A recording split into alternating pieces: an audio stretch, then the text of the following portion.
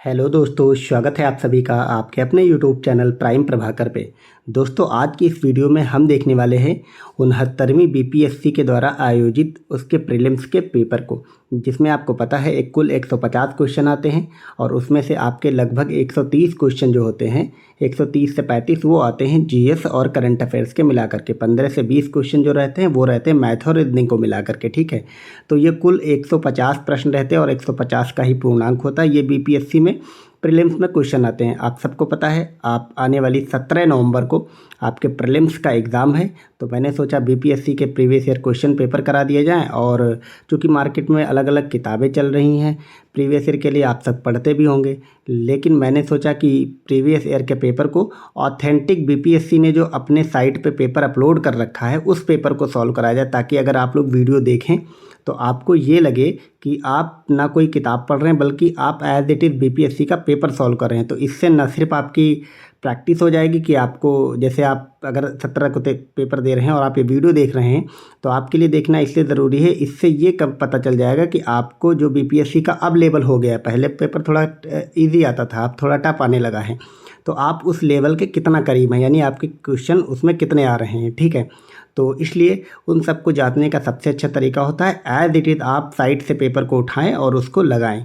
तो मैंने बीपीएससी के पेपर को ऑफिशियल साइट से डाउनलोड किया है और उसकी ऑफिशियल आंसर की से मैं आपको पढ़ाऊंगा। ठीक है, तो चलिए अब देर नहीं करते हैं। जो लोग भी बीपीएससी का एग्ज़ाम दे रहे हैं वो सब के सब लोग इस पेपर को ज़रूर देखें, और जो लोग देने का सोच रहे हैं, क्योंकि बहुत सारे लोग हैं जो यूपी पीसीएस दे रहे थे इस बार और आरओ का एग्ज़ाम दे रहे थे, और यूपी पीसीएस क्योंकि डिले हो गया आप सबको पता है, तो वो सब लोग अब बीपीएससी जो कि 17 नवंबर को है तो उधर मूव करेंगे। तो बहुत सारे लोगों ने अभी मन नहीं बनाया है कि वो दें या ना दें, तो वो पहले इस वीडियो को देखें, ताकि चूँकि सबसे लेटेस्ट पेपर है बीपीएससी का, तो इस पेपर को देखें और अपना अंदाज़ा लगाएं कि उनकी तैयारी कैसी है और बीपीएससी में कैसे क्वेश्चन आते हैं। मेरा मानना है कि आप सबको देना चाहिए, जो भी यूपीपीसीएस वाले लोग थे, क्योंकि आपका पेपर तो लेट चला गया है। ठीक है, तो लेट कब जाता है अभी तक डेट नहीं आई है, लेकिन फ़िलहाल आप सबको देना चाहिए। बाकी बीपीएससी वाले लोग तो इससे अपना आकलन ज़रूर करें।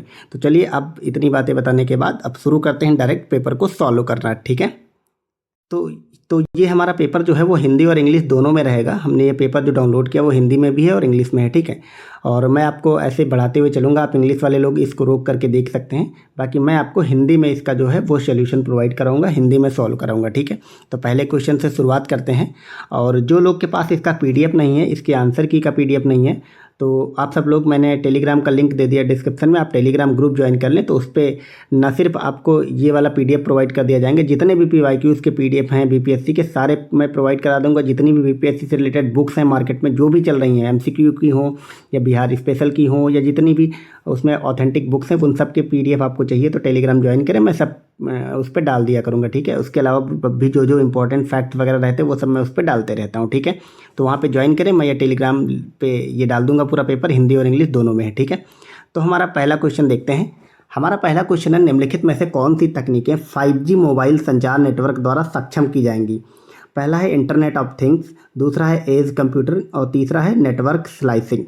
ठीक है, तो इसमें से कौन सी, ये तीन चीज़ें दी हैं, आपको बताना है कि 5G मोबाइल संचार नेटवर्क के द्वारा कौन सी चीज़ें मतलब सक्षम की जाएंगी, यानी 5G का यूज इसमें से किन किन में होगा, ये आपको बताना है। ठीक है, तो इसमें जो इंटरनेट ऑफ थिंग्स है इसमें भी यूज होगा। ठीक है, और एज कंप्यूटिंग में भी होगा और नेटवर्क स्लाइसिंग में भी होगा, तो ये तीनों में होगा। और इस हिसाब से आपका ऑप्शन नंबर डी सही हो जाएगा। 1, 2 और 3 मतलब ये तीन की तीनों ही सही हैं। एक चीज़ बता दूं, इसकी ट्रिक समझो या जो भी समझो आप, जितने भी ये मतलब साइंस एंड टेक्नोलॉजी के आपके एग्जाम में क्वेश्चन आते हैं, ठीक है, ये क्वेश्चन अगर देखा जाए पैटर्न तो यूपीएससी का पैटर्न मतलब फॉलो किया है इन्होंने।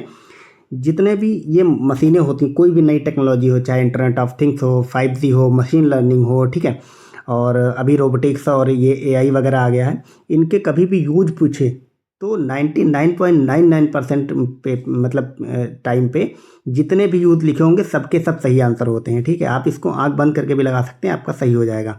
ठीक है, नेक्स्ट सेकंड नंबर क्वेश्चन देखते हैं।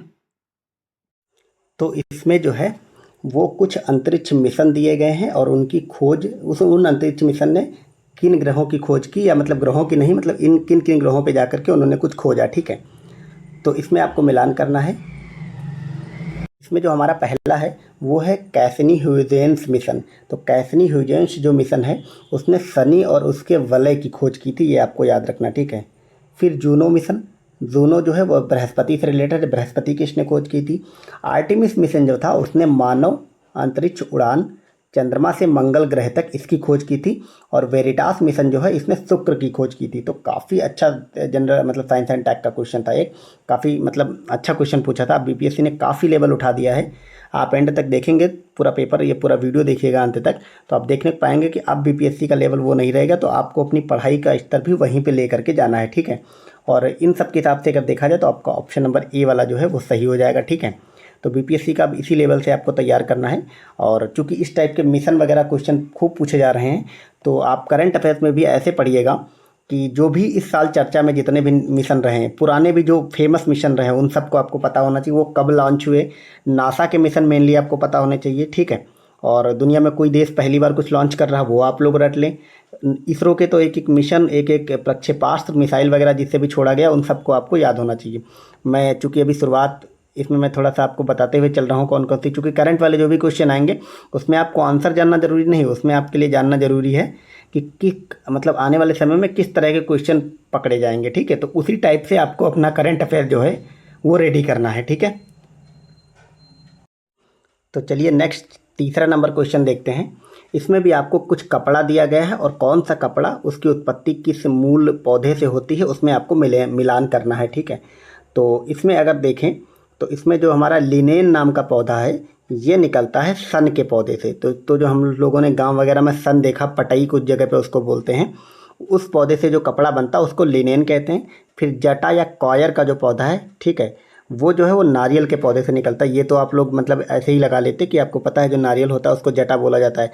फिर मोहायर का जो पेड़ मतलब कपड़ा है, तो मोहायर का जो पेड़ है वो अंगोरा बकरी से निकलता है। ये फैक्ट्स अगर आप सबको ना पता हो तो आप लोग साथ में नोट्स भी बनाइए और इनको नोट डाउन करते ही चलिए, ठीक है।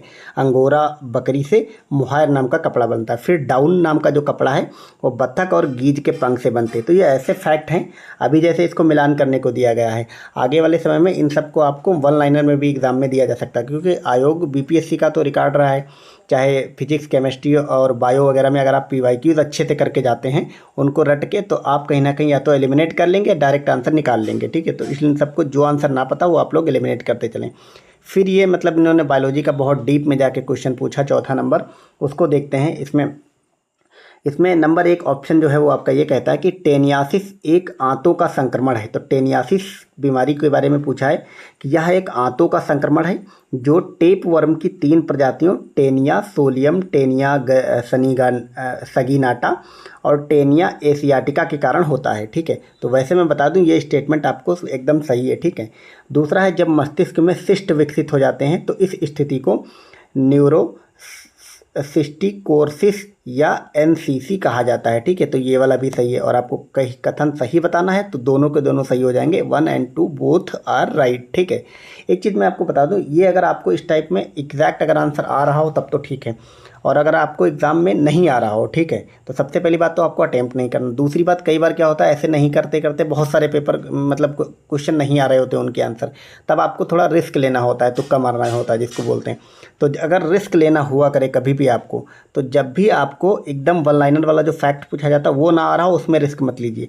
लेकिन इस टाइप का जो क्वेश्चन हो, काफ़ी भारी भारी स्टेटमेंट टाइप का लिखा हो और उसमें सही पूछा गया हो, तो आप मान के चलिएगा कि जितने भी स्टेटमेंट बहुत भारी या थोड़ा सा ज़्यादा टेक्निकल टर्म में लिखे होते हैं वो ज़्यादातर सही होते हैं, ठीक है। ये मैं तब बता रहा हूँ जब आपको आंसर नहीं आ रहा हो और आपको तुक्का लगाना अनिवार्य है, ठीक है, तब के लिए ये चीज़ है। वैसे आपको नहीं लगाना कि आपको नहीं आ रहा फिर भी आप लगाना, ये सब इसका वही इंग्लिश वाला वर्जन दिया रहता है जो भी है। फिर नेक्स्ट हमारा क्वेश्चन है 5वां नंबर, निम्नलिखित में से कौन कंप्यूटर की भाषाएं हैं। तो आपने अगर कंप्यूटर के बारे में थोड़ा सा भी पढ़ रखा होगा, ठीक है, मतलब नॉर्मल सा भी, तो आपको इसमें जो है आंसर पता चल जाएगा, ठीक है।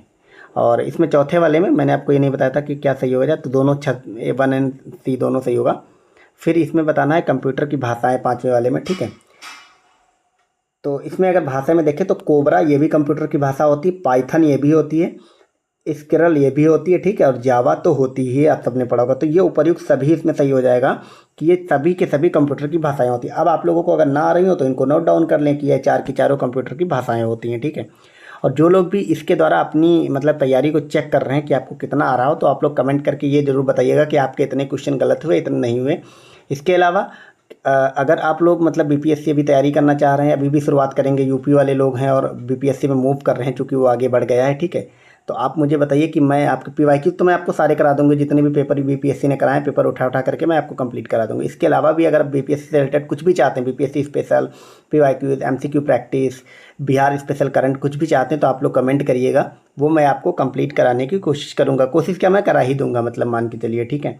तो हमारा नेक्स्ट क्वेश्चन है, हाल ही में समाचारों में देखी गई चैट जीपीटी में जीपीटी का फुल फॉर्म पूछा था। तो इसमें आपको पता है चैट जीपीटी बहुत चर्चा में तब भी थी और आज भी है, तो जीपीटी का फुल फॉर्म पूछ लिया। ये करंट अफेयर्स का सवाल, ठीक है, लेकिन ये करंट अफेयर्स का है भी और नहीं भी, कुछ चैट जीपीटी आज भी चर्चा में। तो आजकल चैट जीपीटी या फिर एआई से रिलेटेड कोई भी टर्म अगर चर्चा में रहता है तो उन सब के फुल फॉर्म वगैरह आप लोग अच्छे से याद कर लीजिएगा, ठीक है। तो चैट जीपीटी का जो फुल फॉर्म होता है वो होता है generative pre trend transformer, option number D में जो लिखा गया है, ठीक है, जेनरेटिव प्री ट्रेंड ट्रांसफार्मर, ये चैट जीपीटी में जीपीटी का फुल फॉर्म होता है। नेक्स्ट देखते हैं, अब हम थोड़ा जल्दी जल्दी चलेंगे ताकि आपका वीडियो बहुत लंबा ना बने और आपके 150 क्वेश्चन भी कंप्लीट हो जाएं। इसमें आपको बताना है कौन से जीभ के स्वाद नहीं है, ठीक है, तो जीभ के स्वाद नहीं है ये आपको बताना है। तो मीठा, कड़वा, नमकीन, मसालेदार, उमामी, खट्टा और तीखा, ये 7 टाइप लिखे गए हैं। आपको बताना है इसमें से जीभ का स्वाद कौन कौन से नहीं है, ठीक है।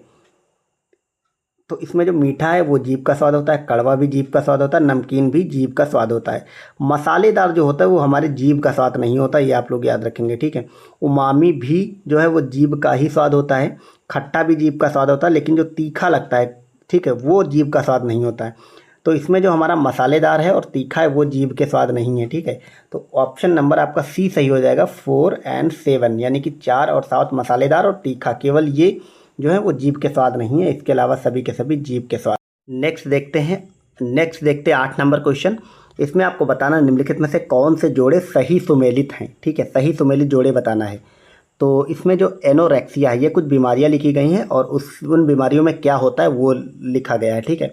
तो जो एनोरेक्सिया है वो नींद संबंधी विकार नहीं बल्कि खाने का विकार है, और इनसोम्निया जो है वो नींद संबंधी विकार है, ये क्रॉस वाला लिख दिया गया है, ठीक है। तो ये दोनों के दोनों गलत हैं। अब तीसरा देखते हैं कि डिस्पनिया, सांस की तकलीफ होती है, एकदम सही है।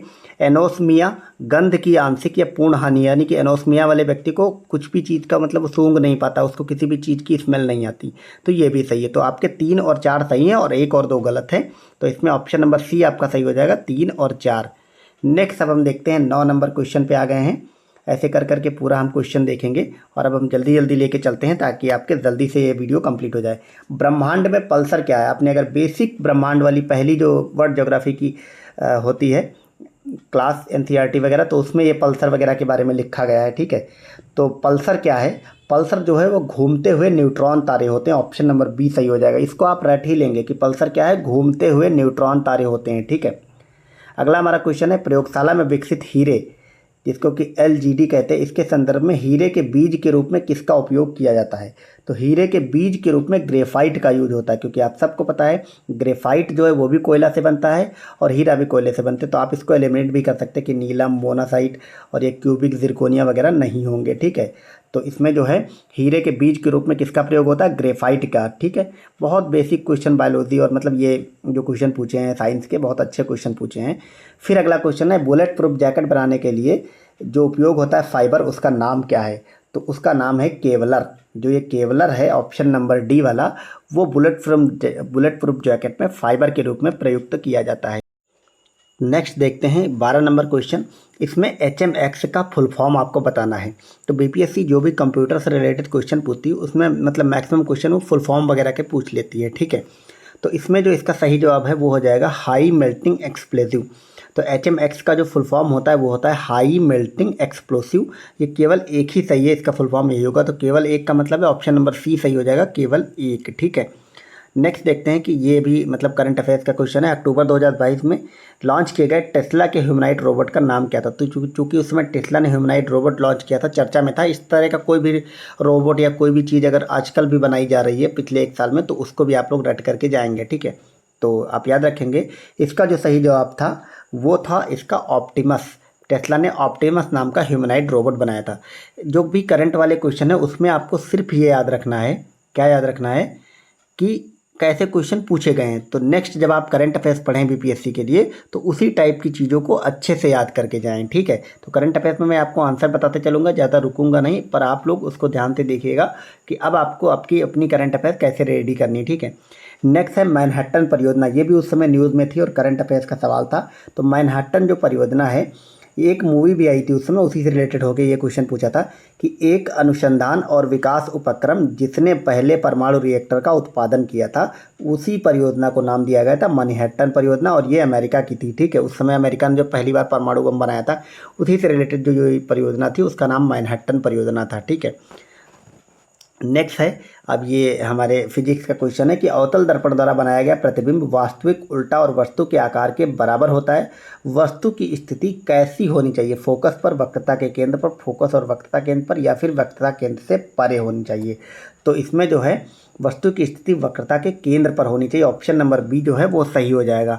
नेक्स्ट है, फोटो इलेक्ट्रिक सेल एक ऐसा उपकरण है जो कि क्या करता है? फोटो इलेक्ट्रिक सेल बहुत बार ये हर पीसीएस में पूछा जाता है, चाहे आपका यूपी पीसीएस हो, यूपी का आरओआर हो, बीपीएससी हो, हर जगह ये पूछा जाता है। फोटो इलेक्ट्रिक सेल का कार्य क्या होता है? तो फोटो इलेक्ट्रिक जो सेल है, इसको आप लोग याद रखें, कई बार कन्फ्यूजन भी हो जाता है। ईजी जो क्वेश्चन होते हैं वो एग्जाम में कन्फ्यूजन क्रिएट करते हैं। तो जो फोटो इलेक्ट्रिक सेल है वो क्या करता है? प्रकाश ऊर्जा को विद्युत ऊर्जा में बदलता है, आप लोग याद रखेंगे, ठीक है। नेक्स्ट हमारा क्वेश्चन है, विलयन या फिर विलायक के प्रति इकाई आयतन या प्रति इकाई द्रव्यमान में उपस्थित विलेय की मात्रा को रसायन में किस रूप में जाना जाता है? चूँकि ये थोड़ी साइंस वाली भाषा लिख गई, बाकी है बहुत ईजी। इसका सही जवाब हो जाएगा विलयन की सांद्रता, ठीक है। मतलब किसी विलेय में कोई भी मात्रा किस जो रसायन है वो किस मात्रा में मिलाया जाएगा, उसी तो विलयन की सांद्रता पता चलेगी कि गाढ़ा होगा या फिर पतला होगा। तो ये सिंपल सी सिर्फ इतनी बात थी। ऑप्शन नंबर जो है वो डी इसका सही जवाब हो जाएगा। नेक्स्ट देखते हैं, कोविड टीकाएं प्रतिरक्षी प्रतिक्रिया को कैसे उत्तेजित करते हैं? उस समय चूँकि कोविड वगैरह खूब न्यूज़ में चल रहा था, तो ये जो कोविड की टीका होती है वो जीवित क्षीण SARS-CoV-2 वायरस में प्रवेश करा के इसको प्रतिरक्षित कर देते हैं, ठीक है। तो अगला क्वेश्चन देखते हैं। अब हम आ गए हैं 19 नंबर क्वेश्चन पे, थोड़ा सा बड़ा करते हैं। 19 नंबर हमारा क्वेश्चन है कि निम्नलिखित में से कौन सा तरल बिजली का कुचालक है? तो तरल बिजली का कुचालक कौन है? तो वो है उपर्युक्त में से कोई भी नहीं, क्योंकि आप सबको पता है संतरे का पानी, संतरे का रस, नींबू का रस, इन सब में बिजली प्रवाहित हो सकती है, ठीक है। जितने भी लिक्विड होते हैं उन सब में बिजली प्रवाहित हो जाती है। और इसमें पूछ लिया कौन सा कुचालक है, तो ये सब तो सुचालक होंगे, तो ऑप्शन नंबर आपका डी सही हो जाएगा कि इनमें से कोई नहीं। नेक्स्ट है, डीएनए डबल हेलिक्स संरचना की खोज किसके द्वारा की गई थी? तो ये की गई थी जेम्स वाटसन और फ्रांसिस क्रिक के द्वारा। ये आप सबने पढ़ा होगा, डीएनए की जो द्वि कुंडली वाली जो संरचना है उसकी खोज जेम्स वाटसन और फ्रांसिस क्रिक ने की थी। अगला हमारा क्वेश्चन है, अलग अलग द्रव्यमान की दो वस्तुएं चंद्रमा की सतह के पास स्वतंत्र रूप से गिरने से क्या होगा? अलग अलग द्रव्यमान की जो वस्तुएं हैं, ये ऐसे मतलब एप्लीकेशन पार्ट वाले क्वेश्चन खूब पूछे जाते हैं। तो दो अलग अलग द्रव्यमान की वस्तुएं हैं और उनको चंद्रमा से समान दूरी से अगर नीचे गिराया जाए तो फिर क्या होगा, ये पूछा गया है, ठीक है। तो एक ही क्षण में एक ही वेग होगा, ये आपको याद रखना। इसका सही जवाब सिर्फ ये हो जाएगा, ठीक है। अलग अलग त्वरण नहीं होगा, बल्कि वो एक ही स्पीड से नीचे गिरेंगी। जड़त्व में परिवर्तन भी नहीं होगा और उस समान परिमाण के बल का अनुभव होगा, ऐसा भी नहीं होगा। बल्कि जैसे आप फॉर एग्जाम्पल मैं आपको बताऊँ, चंद्रमा के सतह से आप एक पन्ने को, एक सादे पेज को ऊपर से फेंके, ठीक है, और एक आप 1 किलो के जो भी 1 किलो की कोई वस्तु है उसको आप नीचे फेंकें, तो दोनों ही एक वेग से नीचे आएंगी। ये आपको याद रखना, मोटी मोटी ये बात आपसे पूछी गई है। अगला हमारा क्वेश्चन है 22 नंबर कि वेक्टर टीके प्रतिरोधक शक्ति प्रदान करने के लिए कैसे काम करते हैं? तो वो वायरस को किसी भिन्न वायरस के संशोधित संक्रमण में रख करके काम करते हैं। ऑप्शन नंबर सी सही हो जाएगा। इन चीज़ों को आप याद कर लें, अगर आपको ना पता हो तो। वेक्टर टीका जो है काम ऐसे करता है, कैसे? वायरस को किसी भिन्न, मतलब एक वायरस को किसी दूसरे वायरस के संशोधन में, संस्करण में रख करके, ठीक है, संशोधित संस्करण में रख देते हैं, दोनों को मर्ज करा करके काम करते हैं। अगला हमारा क्वेश्चन है 23 नंबर कि लगातार नई परत जोड़ने वाली प्रक्रिया निम्नलिखित में से कौन सी है? तो लगातार किसमें कौन सी नई नई परतें जुड़ती चली जाती, तो वो प्रक्रिया होती है समुद्र तल का फैलाव। समुद्र तल जितना भी फैलता जाएगा उसकी परतें उतनी ही बढ़ती चली जाती हैं, ठीक है, ये आप याद रखेंगे। नेक्स्ट क्वेश्चन है, भूपटल के टुकड़े मेंटल में गति द्वारा निरंतर धीमी गति से प्रवाहित होते हैं, या सिद्धांत को क्या कहा जाता है? तो जो भूपर्पटी के टुकड़े हैं मेंटल के ऊपर आपको पता है, जो मेंटल पृथ्वी के नीचे का जो बीच का भाग होता है सबसे ज़्यादा हिस्सा मेंटल ही होता है, उसके ऊपर ये सब प्रवाहित होते रहते हैं जो भूप्रकृति के ऊपर के टुकड़े हैं। ये सिद्धांत क्या कहलाता है? ये सिद्धांत ही प्लेट टेक्टोनिक सिद्धांत कहलाता है। आप सब ने पढ़ा होगा प्लेट विवर्तनिकी या प्लेट टेक्टोनिक सिद्धांत, ठीक है। ये यही कहता है कि ये जो पृथ्वी जो हम लोग जिस धरती पर रहते हैं ये सब मतलब अलग अलग टुकड़ों में है और उसके ऊपर तैर रही है, टुकड़े ही इधर उधर होते रहते हैं। मतलब पहले ये सब एक पैंदिया के रूप में था ना, तो इसी प्लेट टेक्टोनिक के कारण इधर उधर प्लेटें अलग हो गई, तो ये पृथ्वी के अलग अलग टुकड़े बने, पर्वत पठार मतलब ये सब बने, ठीक है। ओवरऑल मतलब ज्योग्राफी में आप सब ने इसको पढ़ा ही होगा। अगला क्वेश्चन देखते हैं 25 नंबर क्वेश्चन। 25 नंबर क्वेश्चन हमारा क्या कहता है कि mRNA पद का विस्तारित रूप क्या है? फिर फुल फॉर्म पूछ लिया। mRNA वैक्सीन उस समय खूब चर्चा में थी, ठीक है, तो उसका विस्तारित पद यानी कि फुल फॉर्म पूछ लिया है। तो mRNA का जो फुल फॉर्म होता है, RNA का तो आप सबको पता राइबोज न्यूक्लिक एसिड, ठीक है, तो राइबोज न्यूक्लिक एसिड, लेकिन ये सब में लगा दिया है, आप देख पा रहे हैं सब में ही है। तो अब M का मतलब इसमें क्या होता है? तो M का मतलब होता है मैसेंजर, ठीक है। तो mRNA का मतलब messenger ribo nucleic acid, option number A सही हो जाएगा। म्यूटेंट नहीं होगा, मॉडिफाइड नहीं होगा और नेमोनिक भी नहीं होगा, ठीक है। नेक्स्ट है 26 नंबर क्वेश्चन कि AC करंट को कैसे उत्पन्न करते हैं? तो AC करंट को उत्पन्न करते हैं डायनेमो के द्वारा। आप सब ने पढ़ा होगा, बहुत बेसिक सवाल है, क्लास 8 या 9th में ये सब पढ़ाया जाता है। AC करंट को डायनेमो के द्वारा उत्पन्न करता है। धारा घनत्व तो कैसी राशि है ये पूछा गया है। तो धारा घनत्व जो है वो एक सदिश राशि होती है, ठीक है। सदिश राशि आप सबको पता है, सदिश राशि आप सबने पढ़ी ही ली होंगी, ठीक है। ना पढ़ी हो तो ज़रूर तैयार कर लें। यूपीपीसीएस में तो इससे एग्ज़ाम में सवाल नहीं आता है, लेकिन आपके बीपीएससी में इससे बहुत सवाल बनते हैं, ठीक है। बीपीएससी में इससे बहुत सवाल बनते हैं। तो धारा घनत्व एक कैसी राशि हो गई? वो होगी एक सदिश राशि। ये आपको याद रखना, सदिश राशि में परिमाण के साथ साथ दिशा भी होती है, आप सबने पढ़ा होगा, ठीक है। तो आपको अगर मतलब समझ आती फिजिक्स तो आप लोग अच्छे से मतलब उनको निकाल लिए, निकालने में टाइम लगता तो चूँकि आप लोग कुछ ट्रिक बना के रट पट लीजिए। बाकी आप अगर साइंस का पूरा बीपीएससी में साइंस का चूँकि वेटेज बहुत रहता है, आप लोग कमेंट करिएगा। मैंने बहुत ही शॉर्ट में और बहुत ही अच्छे तरीके से लूसेंट की जो आती है किताब वो, और घटना चक्र की जो किताब होती है साइंस की, मैंने फिजिक्स केमिस्ट्री और बायो के कंप्लीट नोट्स बनाए हैं बहुत ही शॉर्ट में। आप लोग अगर कहेंगे तो मैं आपको नोट्स प्रोवाइड करा दूंगा टेलीग्राम पे, या फिर आप लोग अगर कहेंगे तो मैं आपको वीडियो पहले प्रोवाइड करा दूंगा उन्हीं तो नोट्स के, और उसके बाद मैं आप सबको मतलब ये करा दूंगा क्या, मतलब नोट्स भी दे दूंगा PDF के ठीक फॉर्म में, ठीक है। तो आप लोग कमेंट करेंगे तो ही मैं वो सब मतलब कराऊंगा, क्योंकि अगर ज़रूरत नहीं तो फिर कराने का कोई मतलब नहीं, ठीक है। नेक्स्ट खैर 28 नंबर क्वेश्चन देखते हैं कि मेडिकल केमिस्ट्री में दवाओं का वर्गीकरण किस आधार पर सबसे अधिक उपयोगी होता है? तो वो होता है आणविक लक्ष्य के रूप में, ठीक है, ये आप याद रखेंगे। और मेडिकल केमिस्ट्री में दवाओं का वर्गीकरण आणविक मतलब सबसे छोटे छोटे आधार पे किया जाता है, अणु के स्तर पे किया जाता है, ठीक है। तो औषधि प्रभाव, रासायनिक संरचना वगैरह नहीं होगा। अगला है निम्नलिखित में से कौन सी प्रतिक्रिया की दर को धीमा करता है? तो प्रतिक्रिया की दर को धीमा जो है वो उत्प्रेरक वर्धक नहीं करता है, समांगी उत्प्रेरक ये भी नहीं करता, विषमांगी उत्प्रेरक ये भी नहीं करता। तो ऑप्शन नंबर डी सही हो जाएगा, इनमें से कोई नहीं।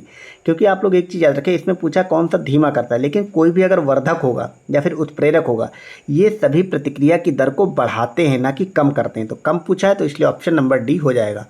अगला है 30 नंबर क्वेश्चन कि आगत और निर्गत तंत्रिकाएं मिलती हैं, कहाँ मिलती हैं? तो आगत और निर्गत जो तंत्रिकाएं हैं वो केंद्रीय तंत्रिका तंत्र में मिलती हैं। तब सबको पता चूंकि तंत्रिकाएं हैं तो तंत्रिका तंत्र में मिलेंगे, ऑप्शन नंबर बी आपका सही जवाब हो जाएगा। नेक्स्ट चलते हैं 31 नंबर क्वेश्चन पे। 30 क्वेश्चन हमारे हो गए हैं। अब आप लोग बताइएगा अगर वीडियो कैसा लग रहा है, मतलब मैं कैसे करा रहा हूँ क्वेश्चन आपके मेन बीपीएससी का ओरिजिनल पेपर उठा करके, ठीक है। क्योंकि बहुत सारे लोग वैसे भी कराते हैं बुक्स वगैरह से, तो मुझे लगा कि उसमें फिर आंसर पता चल जाता तो अच्छे से मतलब अपना अंदाज़ा नहीं हो पाता है, ठीक है। तो खैर अगर आप लोग बीपीएससी का तैयारी करना चाहते हैं या यूपीपीसी और चैनल को सब्सक्राइब नहीं करें तो कर लें, ताकि मतलब सब्सक्राइबर जितना बढ़ेंगे तो उतना ही मेरा चैनल ग्रो होगा, तो मुझे वीडियो बनाने में अच्छा लगेगा और ठीक है।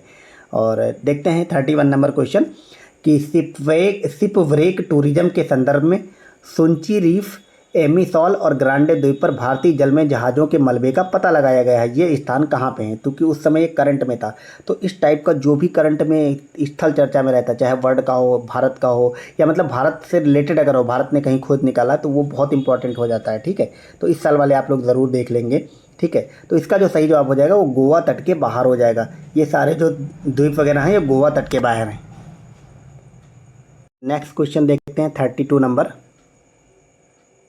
तो ये हमारा क्वेश्चन है, G20 सदस्य प्रतिनिधित्व करते हैं। क्योंकि उस समय भारत ने 2023 में प्रेसिडेंसी करी थी, भारत अध्यक्ष था G20 का, तभी उसके बारे में क्वेश्चन पूछा गया है। ठीक है, हालांकि है ये G20 के बारे में स्टैटिक सवाल, संगठन वाला जो होता है इंस्टीट्यूशन वगैरह उससे, कि वैश्विक जीडीपी का लगभग 85% ये क्या G20 के सदस्य कवर करते हैं, ये आपको बताना है।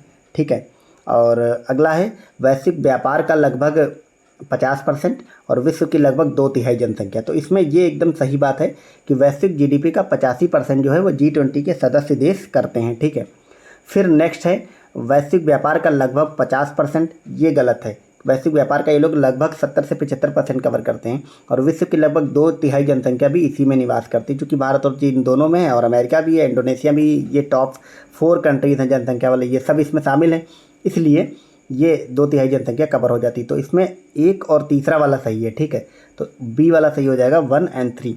नेक्स्ट क्वेश्चन है, रूस के वैगनर के समूह के मुखिया कौन थे? उस समय रूस में वैगनर भाड़े का समूह था जो सैनिक थे, युद्ध वगैरह करते थे। तो इसका जो सही जवाब था वो ये था कि येवगेनी प्रिगोजिन। हालांकि इसको बाद में मार दिया गया था। ठीक है, आप कैसे मारा था, इसका प्लेन मार तो नहीं दिया गया था, ये खबर आई थी कि इसका प्लेन क्रैश हो गया था। ठीक है, तो उसमें ये मर गया था। तो ऑप्शन नंबर बी जो है इसका सही हो जाएगा। हालांकि इसमें पता नहीं मतलब इसमें क्या था, क्यों बीपीएससी ने इसको बाद में हटा दिया था, ये क्वेश्चन बीपीएससी के द्वारा डिलीट कर दिया गया था। ठीक है, तो बाकी इस टाइप का जो भी समूह वगैरह चर्चा में रहता तो उसको भी आप थोड़ा याद रखेंगे। नेक्स्ट क्वेश्चन देखते हैं 34 नंबर की, global gender gap index report जो है वो किसके द्वारा जारी की जाती है? ग्लोबल जेंडर गैप रिपोर्ट बहुत फेमस रिपोर्ट है, तो ये जारी की जाती विश्व आर्थिक मंच के द्वारा। ठीक है, जो WEF है, वर्ल्ड इकोनॉमिक फोरम, वो जारी करता है। आप लोग इस साल का बताएं, 2024 में रिपोर्ट आ चुकी है, आप लोग बताएं कि मतलब इस साल भारत की रैंक कितनी है इसमें। ठीक है, और टॉप पे कौन सा कंट्री, कमेंट करके बताएं आप लोग। इससे आपका एक फैक्ट भी रेडी होगा करंट अफेयर्स का, और मतलब आप जो लोग नहीं जानते वो लोग कमेंट में देख करके पढ़ भी सकते हैं। फिर है, यूनाइटेड किंगडम की महारानी एलिजाबेथ द्वितीय के संबंध में कौन सा कथन सही है? यदि इनकी उस समय मृत्यु हो गई थी तो ये इस समय करंट में थी, इसीलिए ये सवाल पूछा गया था। तो इसमें कौन सा कथन सही है? तो इसमें ऑप्शन नंबर ए वाला जो है वो सही हो जाएगा। क्या सही है? कि उन्होंने 70 वर्षों तक शासन किया और 96 वर्ष की उम्र में उनकी मृत्यु हुई थी। बाकी के जो भी डेटा लिखे गए हैं उनकी मृत्यु और ये सब गलत लिखे हुए हैं। ठीक है, तो ओवरऑल उस समय करंट में था तो ये पूछा गया था। अगला क्वेश्चन है, गुजरात में आयोजित डेफ एक्सपो 2022 का विषय क्या था? चूँकि 23 में पेपर था तो 22 का करंट पूछा जाता है 1 साल का। तो डेफ एक्सपो उस समय, इसका जो आंसर है वो बी था, गौरव का मार्ग। तो आपको डेफ मतलब डिफेंस एक्सपो अब 2024 वाला कहाँ हुआ या 23 में जो हुआ था लेटेस्ट, वो वाला आपको देख लेना है करंट के मतलब टर्म में। नेक्स्ट क्वेश्चन है 37 नंबर, थांडिग युट महोत्सव 3 दिवसीय उत्सव किस देश में मनाया जाता है? तो थांडिग युट महोत्सव उस समय चर्चा में था, ये मनाया जाता है म्यांमार देश में, आप याद रखेंगे। जैसे इस बार बांग्लादेश में तख्ता पलट हुआ, म्यांमार में भी वो सब चल रहा है, तो बांग्लादेश वगैरह से रिलेटेड कोई भी कल्चर ये सब है तो पूछा जा सकता है, तो आप लोग रेडी कर लेंगे। बाकी आप कहेंगे तो मैं कल्चर वगैरह कहाँ पे कौन सा मनाया जाता है मैं वीडियो उसके प्रोवाइड करा दूंगा आपको। ठीक है, तो अगला हमारा क्वेश्चन है, व्हाइट हाउस के बारे में निम्नलिखित कथनों पर आपको विचार करना है। व्हाइट हाउस का पता 1800 पेंसिल्वेनिया रेवेन्यू है, एकदम सही है। यह संयुक्त राज्य अमेरिका के राष्ट्रपति का आधिकारिक निवास स्थल है, ये भी सही है। 1 नवंबर 1800 को जॉन एडम्स इस इमारत में निवास करने वाले पहले राष्ट्रपति बने थे, ये भी सही है। और यह अमेरिकी लोकतंत्र का प्रतीक है, ये भी सही है। तो ये चारों स्टेटमेंट सही है। ऑप्शन नंबर डी जो है वो इसका सही हो जाएगा। मैंने आपको बताया था अभी कुछ देर पहले, जब आपको इस टाइप के क्वेश्चन जो आए और आपको एग्जैक्ट आंसर ना पता हो और आपको तुक्का लगाना ही पड़े, तो जो भी इस टाइप का बहुत आपको लगे कि यार क्यों ही पूछा गया, क्यों ही इतना स्टेटमेंट दे दिया गया, अमेरिका के राष्ट्रपति के पते कौन याद करता है, तो आपको मतलब ये वहाँ पे आप कुछ नहीं कर सकते ना कि क्यों पूछा गया, क्यों याद करता है, बल्कि आपको तुक्का लगाना पड़े तो आप सब में लगा दीजिएगा।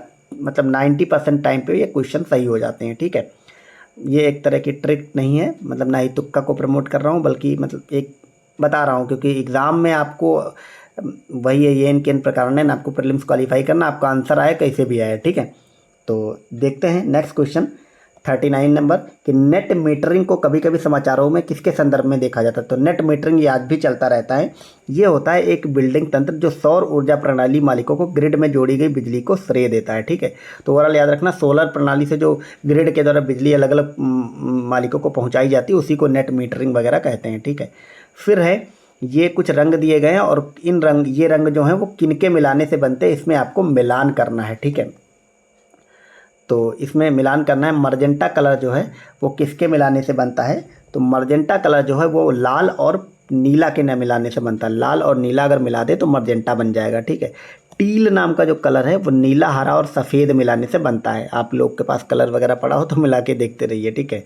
और जो मोव कलर है वो नीला, लाल और सफ़ेद के मिलाने से बनता है। सियान जो कलर है वो आपका हरा और नीला के मिलाने से बनता है। कई बार आपको इनका रंग पता होगा मिलाने से क्या बनता है, पर यहाँ पे जो टर्म दे रखा कि मैजेंटा तो पर समझ जाएंगे, लेकिन टील, मोव, सियान वगैरह नहीं समझेंगे तो वहाँ पे एग्जाम में आप स्किप कर दीजिएगा, ऐसा क्वेश्चन अगर ना आए तो, ठीक है। रिस्क मत लीजिएगा क्योंकि नेगेटिव मार्किंग होती है। अगला हमारा क्वेश्चन है, गहरे समुद्र में डूबने वाली उस पनडुब्बी का नाम क्या है जो टाइटैनिक जहाज के पोतावशेषण यात्रा के लिए दौरान फट गई। तो चूंकि टाइटैनिक का मतलब टूरिज्म चल रहा था उस समय और वो जाके खुद ही डूब गई थी, तो उसका जवाब भी टाइटन नाम की ही पनडुब्बी था। ये आपको याद रखना, करंट में बहुत न्यूज में थी उस समय। फिर जूते फैशन सहायक सामग्री है, उनका विवरण है, उसके बारे में आपको मतलब मिलान करना है, ठीक है। तो क्या मिलान करना है आपको, इसमें देखते हैं। बेरेट क्या है, तो जो बेरेट है वो एक प्रकार की टोपी होती है, आप याद रखेंगे। बेरेट क्या होती है, एक मिनट, हाँ, बेरेट एक प्रकार की टोपी होती है। बेरेट क्या होती है, एक प्रकार की टोपी। स्टिलेटोस क्या होता है, स्टिलेटोस जो है वो एक प्रकार का महिलाओं के जूतों का एक प्रकार होता है। महिलाओं के जूतों का एक प्रकार होता है स्टिलेटोस। क्या होता है, स्टिलेटोस। फिर है एविएटर्स। जो एविएटर्स है वो एक प्रकार का धूप का चश्मा होता है। चिंगरोन की अगर बात करें तो चिंगरोन जो है वो एक प्रकार का केस विन्यास होता है, बाल बांधने के जूड़ा वगैरह जिसको बोलते हैं वो होता है। ब्रॉक की बात करें तो पुरुषों के जूते का एक प्रकार होता है। तो ये क्वेश्चन ऐसे होता है, अगर आपको आ रहा हो तो भी आप लोग मिलान करिए, ठीक है। तो ये मिलान मैंने बताया, आप लोग अगर ना आ रहा हो तो याद कर सकते, रख सकते हैं, इसका स्क्रीनशॉट ले सकते हैं, ठीक है। और इसका जो सही जवाब हो जाएगा वो ऑप्शन नंबर बी हो जाएगा, ये आप लोग याद रखेंगे। मतलब मिलान का जो बताया उस हिसाब से बी नंबर बन रहा है। फिर अगला क्वेश्चन है, संयुक्त राज्य अमेरिका की पूर्व राष्ट्रपति ने हाल ही में अपना साक्षात्कार कहाँ दिया। पूर्व राष्ट्रपति मतलब डोनाल्ड ट्रंप ने दिया अपना एक साक्षात्कार, वो कहाँ पे दिया, तो वो एथेंस में दिया था, ठीक है। नेक्स्ट हमारा क्वेश्चन है 44 नंबर क्वेश्चन पे हम आ गए हैं, और ये हमारा क्वेश्चन है खेल के संदर्भ में। आपको बताना है कौन से जोड़े सही सुमेलित हैं। तो फ्लशिंग मीडोज जो टर्म है वो क्या फ्रेंच ओपन में यूज़ होता है, ये आपको यहाँ पे बताना है। तो ये तो गलत है, ये इसमें यूज़ नहीं होता है। वीनस रोज वाटर डिस्क जो है वो विंबलडन ट्रॉफी में यूज़ होती है, महिला वाली में, ये एकदम सही बात है। फिर है रोलैंड गैरोस, यूएस ओपन में यूज़ होता है, ये भी नहीं यूज़ होता है। ऑस्ट्रेलियन ओपन महिला डॉफ्ने अकुर्स्ट मेमोरियल कप होता है, ये होता है। तो 2 और 4 वाले केवल सही तो मिले थे, तो ऑप्शन नंबर डी आपका सही हो जाएगा, ठीक है। नेक्स्ट देखते हैं 40, काफ़ी मतलब डीप जाके इन सब खेलों के बारे में क्वेश्चन पूछा। जनरली जो अभी तक इससे पहले क्वेश्चन पूछे जाते थे वो पूछा था किसने कौन जीता, उन सबको मिलान करने, या फिर किसको हराया, किस देश के हैं। इस बार तो उनमें डीप जाके शब्दावलियों पर क्वेश्चन पूछा करंट में, ठीक है। अगला क्वेश्चन है 45 नंबर, गृह मंत्रालय ने नवंबर 2022 को देश की कितनी भाषाओं की फील्ड वीडियोग्राफी के साथ भारतीय मातृभाषा सर्वेक्षण MTSI कार्य को पूरा किया। तो कितनी भाषाओं में पूरा किया, ये आपसे क्वेश्चन पूछा गया। तो वो उस समय 576 भाषाओं में पूरा किया था, ठीक है। ये आप याद रखें। हालांकि अगर ये आपको पता होगा, आपने करंट में पढ़ा होगा तो लगा लिया होगा, क्योंकि जो भी चारों ऑप्शन है वो क्लोज ऑप्शन नहीं है। एक 40, एक 237, एक 576 और एक 984। नेक्स्ट देखते हैं 46 नंबर क्वेश्चन, किस राज्य सरकार ने भारत में गिद्धों के संरक्षण के लिए राष्ट्रीय कार्यवाही द्वारा प्रस्तावित गिद्ध संरक्षण के लिए राज्य स्तरीय समिति SLCVC का शुभारंभ किया। तो वो किया था तमिलनाडु राज्य ने, ठीक है, उस समय करंट में था। अगला है 10 कैप्टिव नस्ल एशियाई विशालकाय कछुए जिसका कि वैज्ञानिक नाम मोनोरिशा एमिस है, ये मुख्य भूमि एशिया में सबसे बड़ी कछुआ प्रजातियों में से एक हाल ही में भारत के किस राष्ट्रीय उद्यान में छोड़े गए, ठीक है। कोई भी जंतु अगर किसी राष्ट्रीय उद्यान में कहीं से ला करके छोड़ा जाता है तो इम्पोर्टेंट होता है, ठीक है। तो वो जो है वो नतागकी राष्ट्रीय उद्यान में छोड़े गए, ठीक है। किस उद्यान में छोड़े गए, नतागकी राष्ट्रीय उद्यान। अब आप लोग कमेंट करके बताइए कि ये राष्ट्रीय उद्यान किस मतलब उसमें पड़ता है, मतलब किस स्टेट में पड़ता है, ठीक है। चलिए मैं ही बता देता हूँ, ये नतागकी राष्ट्रीय उद्यान नागालैंड से पड़ता, तो ना से नागालैंड, ना से नतागकी, ठीक है। क्योंकि ये मतलब जो भी होते हैं अपने नॉर्थ ईस्ट वाले स्टेट, इनसे रिलेटेड चीज़ें पूछी जाती हैं इन्वायरमेंट वगैरह में, ठीक है। फिर अगला क्वेश्चन है, हाल ही में किस देश ने फिर से अरुणाचल प्रदेश को भारत का एक अभिन्न अंग घोषित कर दिया है या मान लिया है। तो वो माना था अमेरिका ने। अमेरिका ने माना कि अरुणाचल प्रदेश भारत का अभिन्न अंग है। हालांकि मानना क्या वो है ही है, चीन बीच में बोलता रहता हो कि मेरा अंग है, तो अमेरिका ने खुल के कहा कि नहीं आपका नहीं बल्कि ये भारत का अंग है, ठीक है। अगला है 49 नंबर क्वेश्चन कि भारत के रुद्राक्ष बाला साहेब पाटिल ने काहिरा में ISSF वर्ल्ड चैंपियनशिप में पुरुषों की 10 मीटर एयर राइफल में कौन सा पदक जीता? तो स्वर्ण पदक उस समय जीता था, करंट में था, क्योंकि उस समय ये सब गेम हुए थे। और इस बार आपको पता है जो मेन गेम है वो कौन से गेम है आपके, ओलंपिक और पैरा ओलंपिक, उन पे आप लोग अच्छे से पढ़ के जाइएगा। ओलंपिक पे तो मैंने पूरा एक वीडियो किया है 13 मिनट का, उस वीडियो में मैंने ओलंपिक से जितने भी क्वेश्चन बन सकते हैं आपके एग्जाम में, ठीक है, उन सब चीज़ों को कवर किया, एक भी फैक्ट छोड़ा नहीं गया, मात्र 13 मिनट को वीडियो को, उसका मैं लिंक दे दूंगा, देख लिया आप लोग। ओलंपिक का क्वेश्चन से बाहर नहीं आएगा। पैरा ओलंपिक का वीडियो मैं सोच रहा हूँ एक और बना दूँ, तो पैरा ओलंपिक और ओलंपिक दोनों कवर हो जाएंगे, ठीक है। तो चूँकि दोनों इस बार बहुत इंपॉर्टेंट हैं। तो अगला क्वेश्चन है, ये सब करंट के क्वेश्चन हैं। राष्ट्रीय, चूँकि करंट का वेटेज बहुत है बीपीएससी में, आप देख ही पा रहे हैं कितने क्वेश्चन पूछेगा, 30-35 क्वेश्चन पूछे जाते हैं। तो आप लोग करंट को इग्नोर मत करिएगा, बहुत अच्छे से करके जाइए, ठीक है। राष्ट्रीय शिक्षा नीति 2020 को किस ग्रेड से व्यावसायिक शिक्षा को मुख्य धारा की शिक्षा में एकीकृत करने पर जोर देती है? तो ये जो है वो ग्रेड 6 से इस बात पर जोर दिया जाता है कि ये मतलब व्यावसायिक शिक्षा बना दी जाए। नेक्स्ट, ये हमारे 50 क्वेश्चन हो गए, अब 51 नंबर क्वेश्चन पे आ गए हैं। क्योंकि मैं आपको थोड़ा सा अच्छे से समझाते हुए चल रहा हूँ, क्योंकि आपको एग्ज़ाम में देना है और ऐसे ही क्वेश्चन पेपर मिलेगा, तो आपके लिए ये चीज़ें समझना ज़रूरी है, ठीक है। बाकी आप लोग कमेंट करेंगे कि वीडियो कैसी लगी। मैं सिर्फ जल्दी से जल्दी आपको वीडियो आधा घंटे में कवर करके जल्दी से 150 आंसर बता दूँ, उस तरह से वीडियो कराऊँ, या फिर जैसे ही अभी समझा के चल रहा हूँ ऐसे कराऊँ, ठीक है। तो जैसा आप लोग कमेंट करेंगे उसी तरह से मैं आपको अगली वीडियो फिर 68वीं वाली प्रोवाइड कराऊँगा, ठीक है। तो हमारा 51 नंबर क्वेश्चन ये कहता है कि भारत ने किस देश के साथ आर्थिक सहयोग और व्यापार समझौते ECTA पर हस्ताक्षर किए, ठीक है। तो ये उस समय भारत ने किए थे ऑस्ट्रेलिया के साथ, तो न्यूज़ में बहुत था, तो इसलिए ये क्वेश्चन पूछा गया। अब है 52 नंबर क्वेश्चन। 52 नंबर क्वेश्चन हमारा क्या कहता है कि सहज भाषा अधिनियम निम्नलिखित में से किस देश द्वारा हाल ही में पारित किया गया? तो सहज भाषा अधिनियम किस देश द्वारा पारित किया गया? जिसमें सरकारी अधिकारियों को आधिकारिक दस्तावेजों और वेबसाइटों में सरल और आसानी से समझ में आने वाली अंग्रेजी भाषा का उपयोग करने की आवश्यकता होती है। तो ये पास किया था न्यूजीलैंड ने, आप याद रखें। करंट में होता है, वन लाइनर ऐसे क्वेश्चन होते हैं तो आपको रटने ही होते हैं।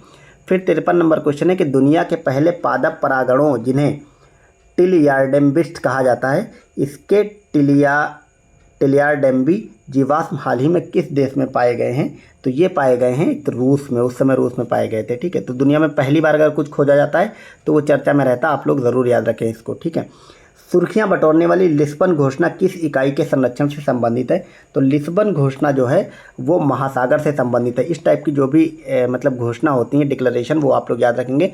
तो लिस्बन घोषणा जो है वो महासागर से रिलेटेड है, आप याद कर लेंगे, रट भी लेंगे इसको, क्योंकि इस बार जैसे लिस्बन पूछ लिया, अगली बार 4 घोषणाएं देकर उसको मिलान करने को देगा, उसमें एक लिस्बन रहेगी, तो आप मिला लेंगे आसानी से कि लिस्बन घोषणा महासागर से संबंधित है, ठीक है। नेक्स्ट चलते हैं 55 नंबर क्वेश्चन पे। अब हिस्ट्री के क्वेश्चन शुरू हो गए हैं कि निम्नलिखित में से कौन सा जानवर सिंधु घाटी सभ्यता के लोगों को नहीं पता था? तो सिंधु घाटी के सभ्यता के लोगों को घोड़े का पता नहीं था, ये आपको पता है, बाकी बैल और हाथी वगैरह का पता था। फिर है निम्नलिखित में से कौन सा यूनेस्को विश्व धरोहर स्थल नहीं है?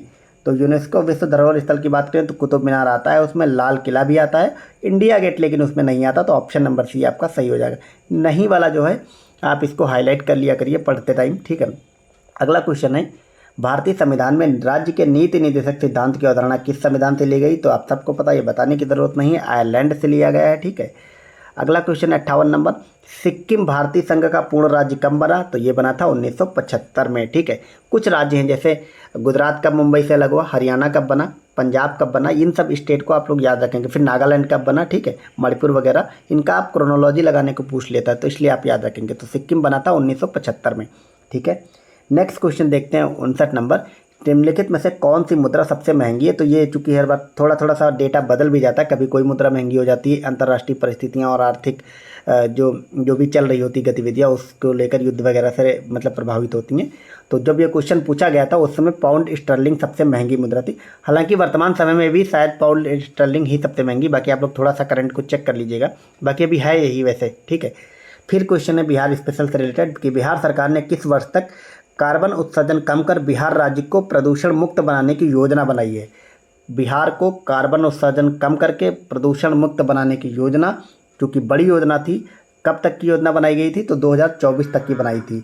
बाकी जो भी लोग बिहार वाले, जो लोग बिहार में रहते हैं प्रॉपर, वो लोग अगर वीडियो देख रहे हैं तो आप लोग बताइए कि 2024 एंड होने वाला है, आप लोग बताइए क्या बिहार प्रदूषण मुक्त बन गया है, या मतलब सरकार ने जो वादा किया था वो उसमें कितना खरी उतर पाई है, ये आप लोग खुद ही कमेंट करके बताइए। मुझे तो नहीं लगता कि ऐसा हुआ होगा, क्योंकि सरकार बिहार ही नहीं, कोई भी सरकार हो, केंद्र सरकार हो ये सब घोषणाएं जितनी मतलब समय तक दे देते हैं उतने समय में वो पूरा मोस्टली तो नहीं हो पाती, कुछ ही एक हो पाती हैं। ठीक है, तो बाकी बिहार वाले लोग आप बताइए कि आपके वहाँ कितना प्रदूषण मुक्त हुआ। ठीक है, अगला क्वेश्चन देखते हैं।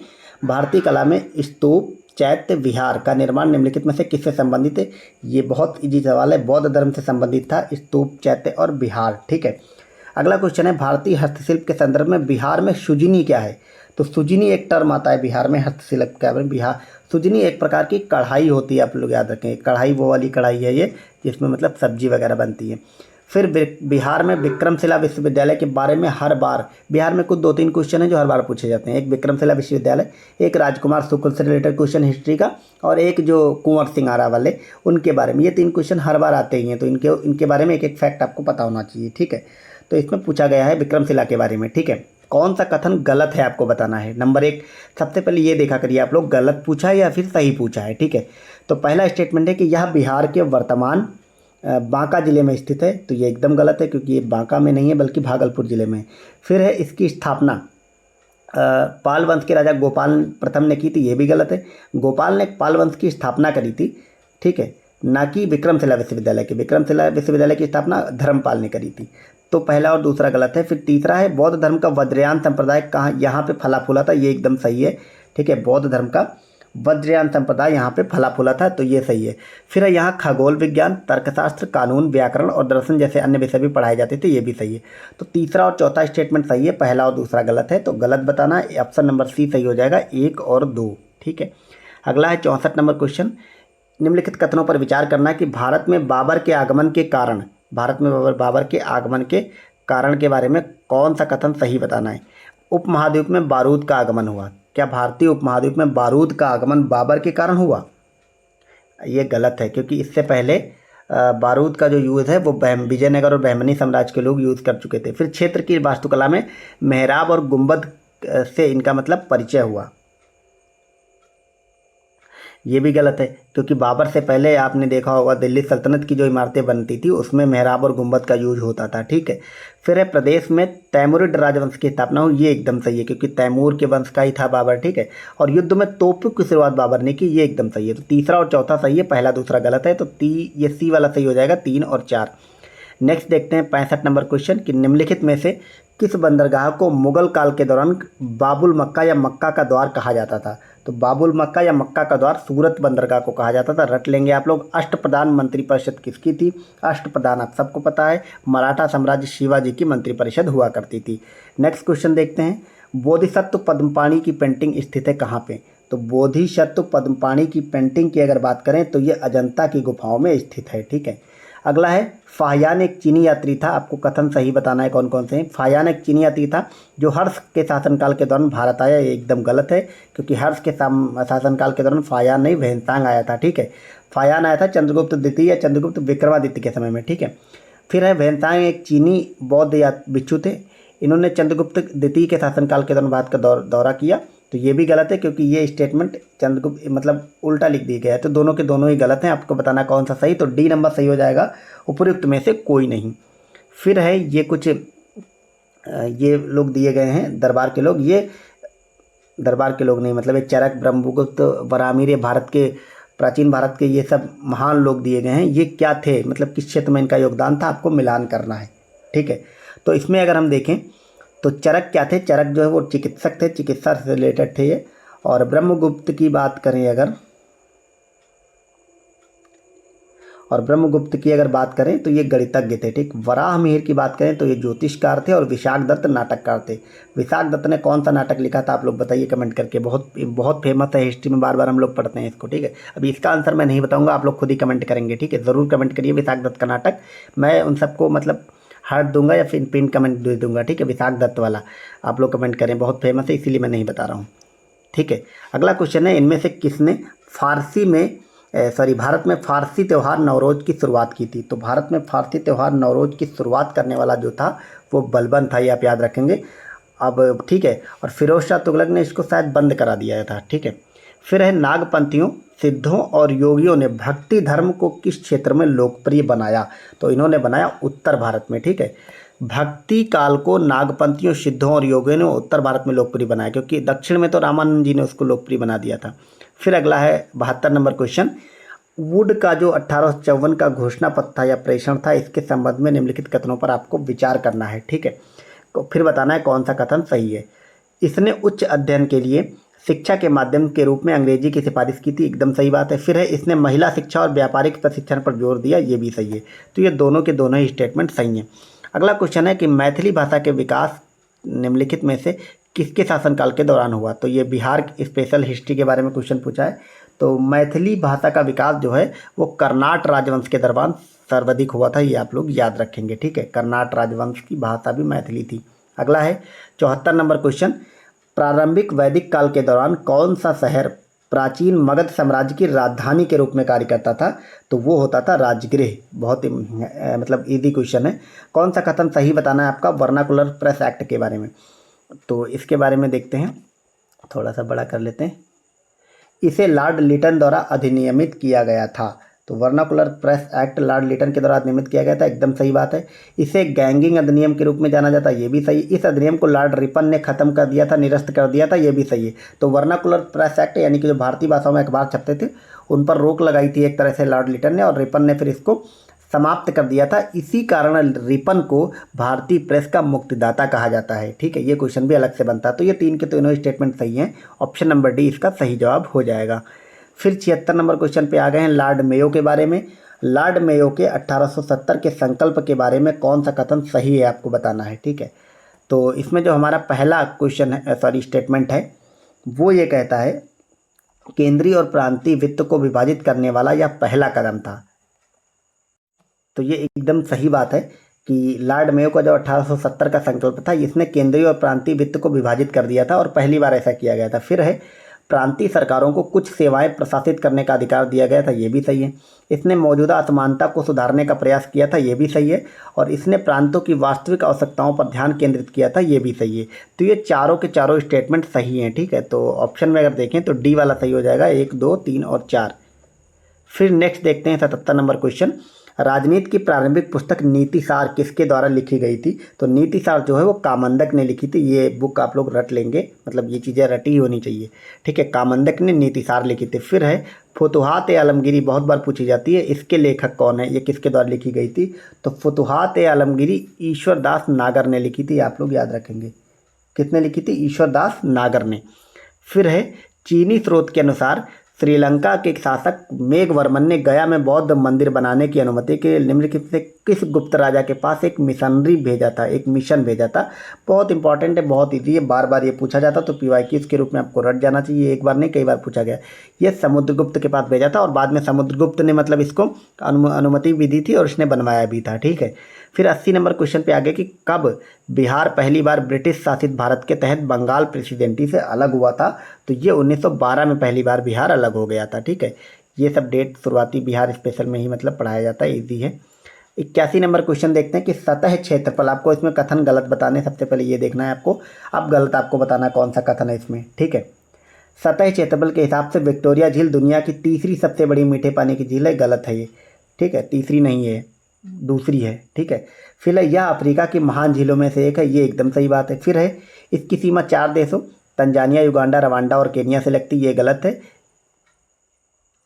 ये इसकी सीमा जो है वो युगांडा से लगती है, तंजानिया से लगती है और केनिया से लगती है। ठीक है, रवांडा से नहीं लगती विक्टोरिया झील की सीमा, ये आप याद रखेंगे, इसलिए ये गलत हो जाएगा। फिर है विक्टोरिया झील से निकलने वाली एकमात्र धारा नील नदी है जो युगांडा के निंजा के पास झील से बाहर निकलती है, ये एकदम मतलब सही स्टेटमेंट है। ठीक है, आपको गलत बताना है तो 1 और 3 गलत हो जाएंगे। ऑप्शन नंबर आपका डी वाला जो है वो सही हो जाएगा।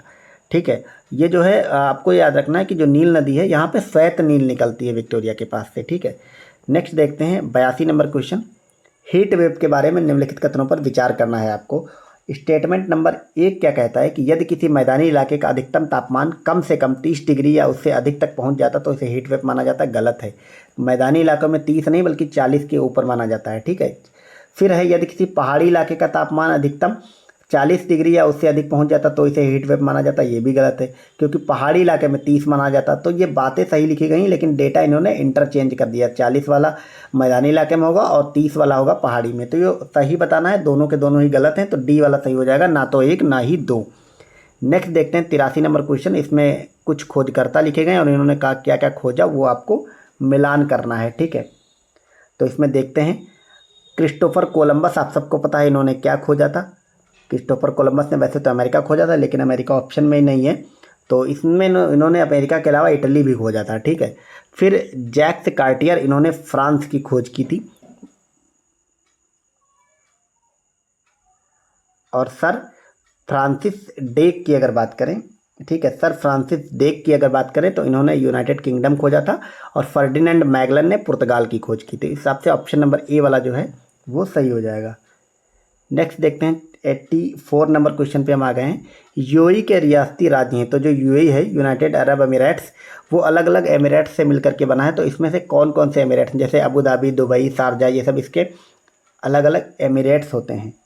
तो ये जो मिला है Abu Dhabi, Dubai, Sharjah, Ajman, Al Ain, Fujairah, Ras Al खैमाह, ठीक है। तो इतने ये ए नंबर वाला इसका सही हो जाएगा। ये जो नाम है इन सभी रियासती राज्यों से मिलकर के हमारा यूएई बना हुआ है। अब इनकी संख्या भी आप लोग याद रखें, क्योंकि अगली बार आपसे संख्या पूछ सकता है। संख्या कितनी हो जाएंगी, एक ये, 2, 3, 4, 5, 6 और 7, कुल 7 रियासती राज्यों से मिलकर के यूएई बना हुआ है। फिर नेक्स्ट क्वेश्चन है 85 नंबर कि सुवर्ण रेखा नदी निम्नलिखित में से किस गांव के पास से निकलती है। तो सुवर्ण रेखा नदी जो है वो नगरी नाव के गांव से निकलती है। तो सुवर्ण गांव पूछा है लेकिन निकलती है नगरी के पास से, ये आप याद रखेंगे। अब देखते हैं 86 नंबर क्वेश्चन, निम्नलिखित में से कौन से राष्ट्रीय उद्यान या वन्यजीव अभयारण्य बिहार में स्थित हैं। तो बिहार में आप सबको पता है वाल्मीकि राष्ट्रीय उद्यान स्थित है, दुधवा राष्ट्रीय उद्यान लखीमपुर खीरी उत्तर प्रदेश में स्थित है, गजनेर राष्ट्रीय उद्यान की अगर बात करें तो ये भी बिहार में तो स्थित नहीं है। बाकी भीम बांध वन्यजीव अभयारण्य ये बिहार में है। तो 1 और 4 बिहार में है, ऑप्शन नंबर ए सही हो जाएगा। फिर है गंगेटिक डॉल्फिन के बारे में निम्नलिखित कथनों पर आपको विचार करना है। तो इसमें है गंगा नदी की डॉल्फिन को IUCN की रेड लिस्ट के तहत लुप्तप्राय जीव के रूप में वर्गीकृत किया गया है, एकदम सही बात है, ठीक है। इसमें कोई क्रिस्टली नेत्र लेंस नहीं है जो इसे प्रभावी रूप से अंधा बना देता है, ये भी सही है। यह इकोलेशन का उपयोग कर आगे बढ़ती है और शिकार करती है, ये भी सही है। इसे भारत के राष्ट्रीय जलज जीव के रूप में मान्यता दी गई थी, ये भी सही। कथन सही बताना है तो ये चारों के चारों ही सही हैं, ठीक है। मैंने आपको बताया कि इस टाइप के जब बड़े बड़े स्टेटमेंट हो, बड़ा क्वेश्चन हो, तो जनरली सारे स्टेटमेंट सही होते हैं। फिर हम देखते हैं 88 नंबर क्वेश्चन, गंडक नदी का दूसरा नाम क्या है। बिहार में गंडक चूँकि प्रवाहित होती है तो गंडक का दूसरा नाम नारायणी नदी है, आप याद रखेंगे। फिर है बिहार के निम्नलिखित में से किस जिले में सोना पाया जाता है, ठीक है। तो ये बिहार स्पेशल वाले क्वेश्चन है। तो सोना जो है वो जमुई जिले में पाया जाता है, सोने के निक्षेप यहाँ पे प्राप्त हुए हैं। नेक्स्ट देखते हैं 90 नंबर क्वेश्चन, त्रिवेणी नहर का निर्माण निम्नलिखित में से किस नदी पर किया गया है। तो त्रिवेणी नगर की अगर बात करें तो वो गंडक नदी पर इसका निर्माण किया गया है।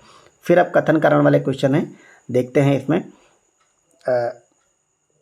घाना तट पर सोने के समृद्ध प्लेशर जमाव पाए जाते हैं और ब्राज़ील में सोने की सिराएं पाई जाती हैं, एकदम सही बात है। फिर है किसी समय यह महाद्वीप अटलांटिक तट के एक साथ संयुक्त थे।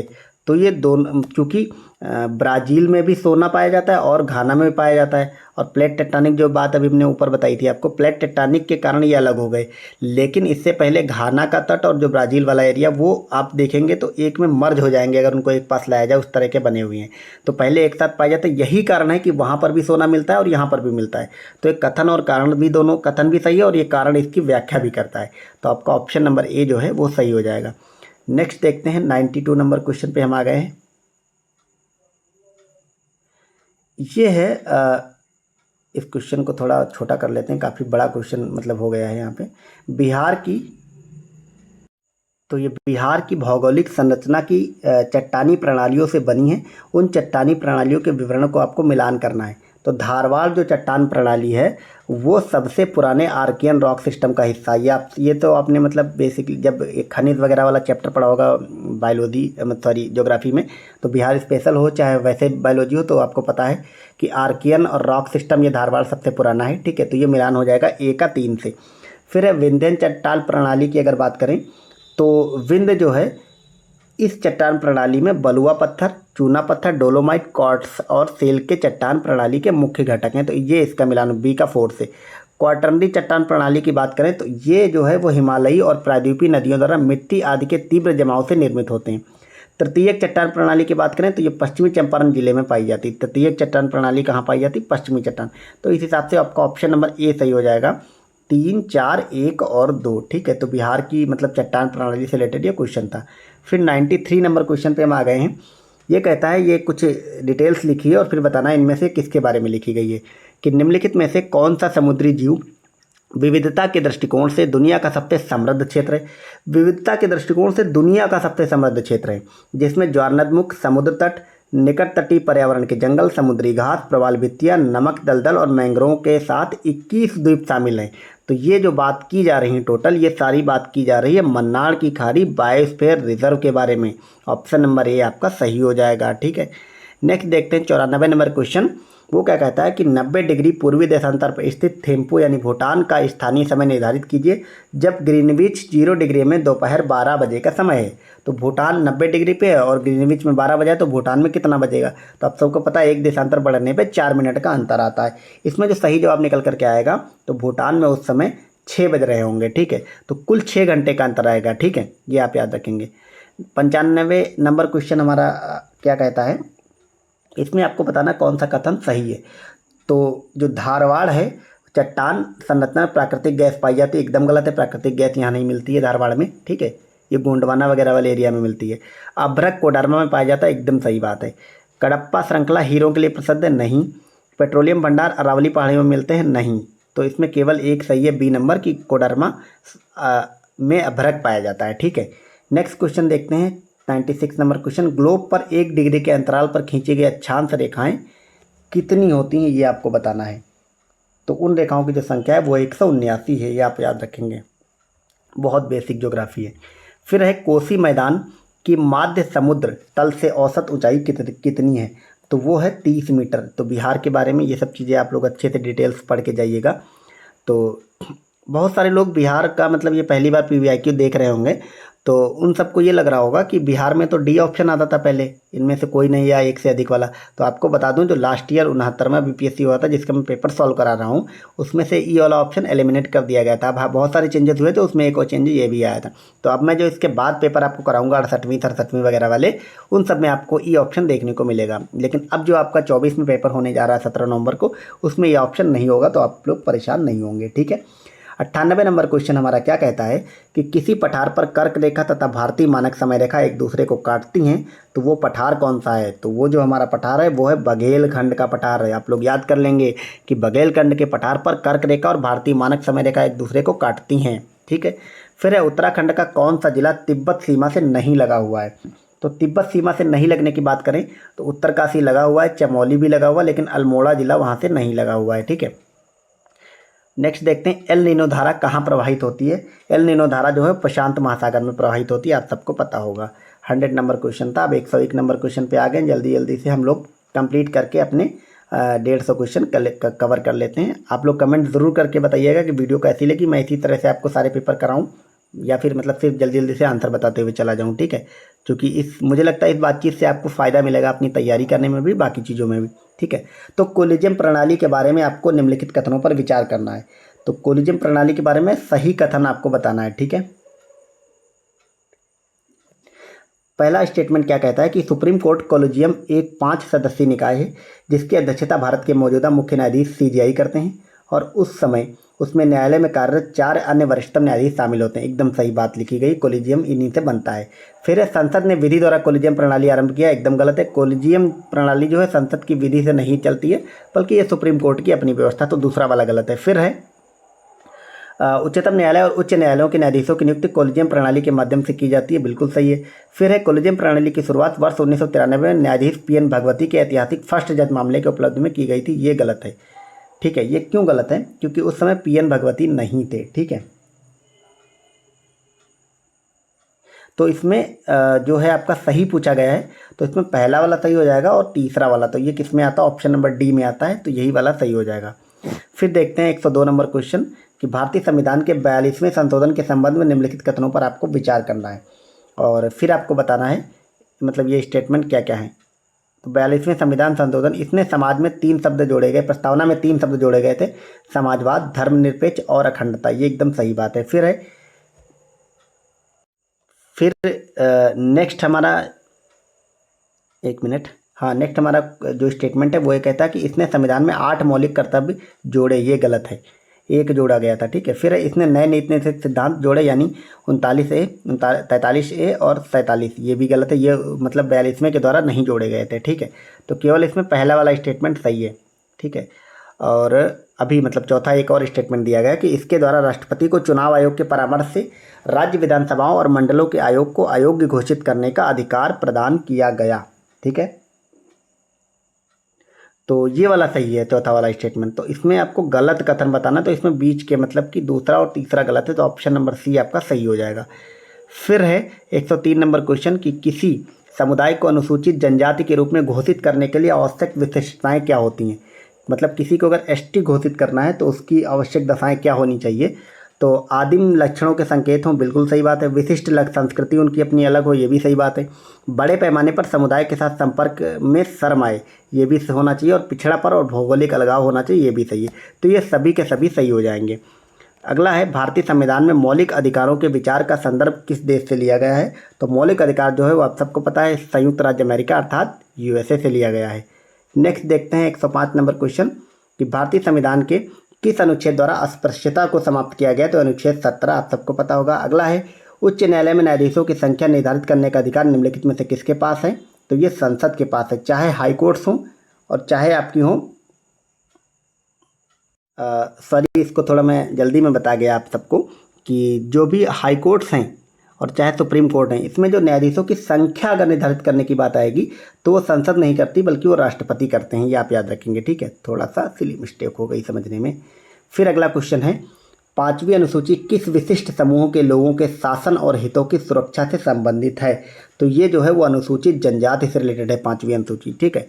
अब आप लोग बताइए कि 5वीं अनुसूची में कौन कौन से राज्य आते हैं। मतलब असम, मेघालय, त्रिपुरा और मिजोरम को छोड़ करके बाकी सभी अनुसूचित जनजाति वाला एरिया आता है राज्यों के, ठीक है।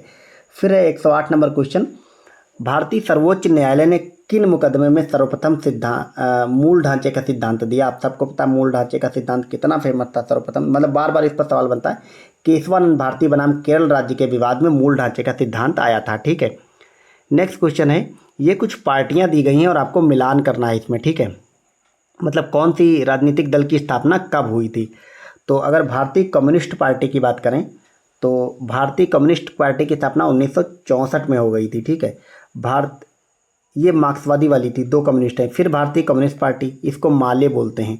फिर अगर बात करें भारतीय कम्युनिस्ट पार्टी की, ये सिर्फ कम्युनिस्ट पार्टी, इसकी स्थापना 1925 में हुई थी जब देश आज़ाद भी नहीं हुआ था, ठीक है। और बहुजन समाज पार्टी की अगर स्थापना की बात करें तो ये 1984 में स्थापित हुई थी। और ऑल इंडिया तृणमूल कांग्रेस जिसकी ममता बनर्जी वाली पार्टी है वो 1998 में बनी थी, ठीक है। इस हिसाब से आपका ऑप्शन नंबर ए जो है वो सही हो जाएगा। फिर 110 नंबर क्वेश्चन है, निम्न में से किन अनुच्छेदों के अंतर्गत अध्यक्ष सदन के किसी सदस्य को उसकी मातृभाषा में बोलने की इजाज़त दे सकता है। तो ये अनुच्छेद 120(1) है, याद रखेंगे। इस टाइप के अनुच्छेद आप लोग रट लिया करिए।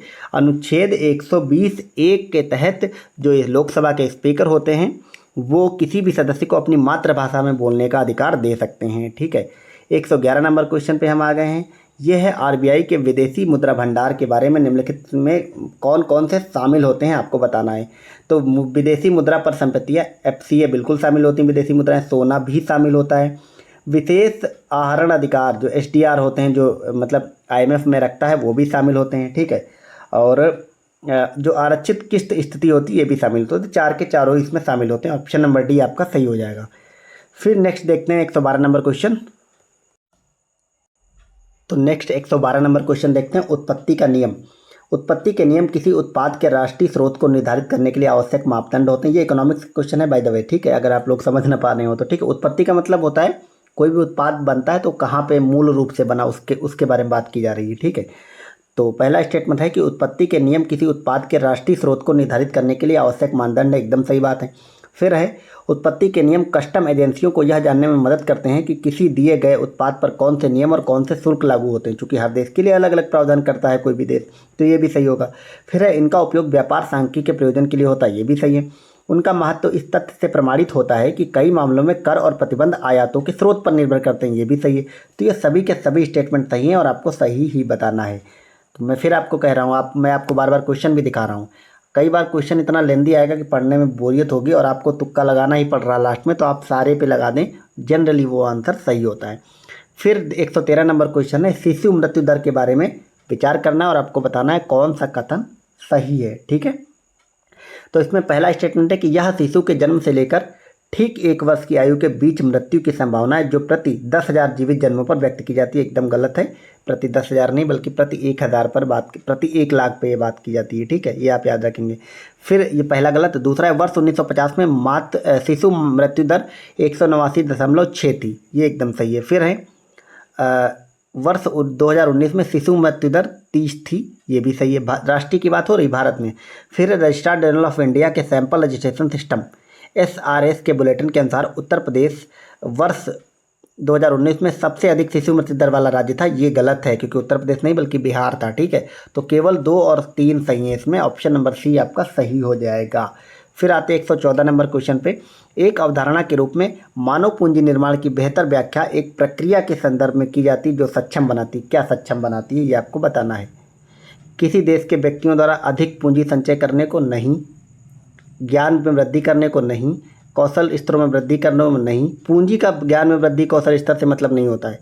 चौथा है देश के लोगों के ज्ञान कौशल स्तरों और क्षमताओं में वृद्धि करनी। जी हाँ, पूंजी केवल और केवल इसमें काम आती है, तो इसमें ऑप्शन नंबर डी सही हो जाएगा, केवल 4। ये मतलब काफ़ी ज़्यादा कॉन्सेप्चुअल क्वेश्चन पूछा है इकोनॉमिक्स का। नेक्स्ट देखते हैं 115 नंबर क्वेश्चन को। तो ये हमारा क्वेश्चन 15 नंबर ये कहता है कि दिवाला और शोधन अक्षमता के बारे में विचार करना है आपको। पहला स्टेटमेंट है कि शोधन अक्षमता से तात्पर्य उस वित्तीय स्थिति से है जिसमें कोई व्यक्ति या संस्था बकाया होने पर अपने ऋणों का भुगतान करने में असमर्थ होता है। ठीक है, कथन सही बताना, ये गलत है क्योंकि ये शोधन अक्षमता यहाँ पे नहीं आती, वो फिर NPA वगैरह बनता है, वो बात लिखी गई है। फिर है अगला, दिवाला एक कानूनी प्रक्रिया को संदर्भित करता है जहाँ देनदार की संपत्ति लेनदारों के लाभ के लिए समाप्त या पुनर्गठित की जाती है, ये भी गलत है। फिर शोधन अक्षमता एक अवस्था है जबकि दिवाला एक निष्कर्ष है, उल्टा लिख दिया गया है इसलिए ये भी गलत है। जो मतलब शोधन जो है वो निष्कर्ष है और जो दिवाला है वो एक अवस्था है, ये बात लिखनी चाहिए थी। फिर चौथा है भारतीय दिवाला और शोधन अक्षमता बोर्ड IBBI दिवाला और शोधन अक्षमता कार्यवाही की देखरेख के लिए जिम्मेदार नियामक इकाई, ये एकदम सही है। तो ऊपर के तीनों गलत हैं और चौथा वाला सही है। आपको कथन सही बताना है कौन सा है, तो इसमें सिर्फ एक कथन सही, वो भी 4 नंबर, तो ऑप्शन नंबर सी सही हो जाएगा,